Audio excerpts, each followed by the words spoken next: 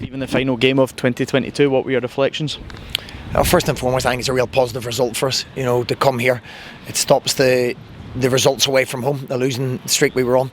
It puts us up a place in the table, and I've been told it's the best start for 34 years in the top flight. So, plenty of positives there.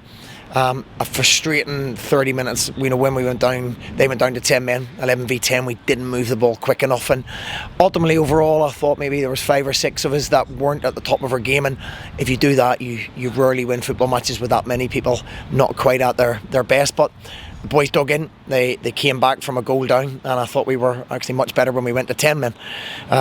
We had a go. We moved the ball quicker. We had a great opportunity probably to go and win the game at the end, but overall, look, we'll take a point. It's a positive result, 4 points in the last 2 games, and we go into the Killie game really positive. Yeah, I know that the character of this team's never really in question with yourself, but given that when Mark gets his red card and they go and score a minute later, it could be easy for heads to go, but it didn't, kept plugging away and got that goal, the equaliser, pretty quickly after. Yeah, look, there's never a question of character and work rate and work ethic. People will play not at the top of their game sometimes, and that happened to 4 or 5 of us tonight.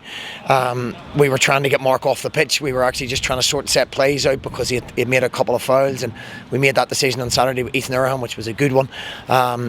So lesson learned, but it's very, very difficult to take off somebody who's probably been my best player all season, and we didn't do it in time, so we have to accept that we didn't do it in time, and ultimately we lost a goal from the position Mark would have been in when he got sent off, but they showed great character to come back, and they stuck to it at the end. We started to get our passing going. We started to pick our passes better and quicker and deliver balls into the box, which we didn't do, funny enough, with when we had the man advantage. But all in all, to be credited, this is a hard place to come to.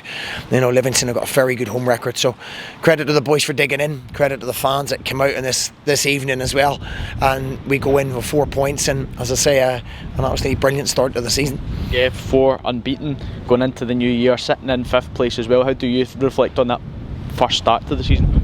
It probably shows how far we've come when we're all a wee bit disappointed with tonight, probably because of the 11v10 for 30 odd minutes of the game, and it's not quite as easy as people think against a well organised side. They keep their back 5 and midfield 3 intact, so your man advantage is at the back, and we didn't utilise that well enough. We didn't move the ball quick enough. We know that, and we learn a little lessons, both players and staff, and we're all included in that. But we know we can be better.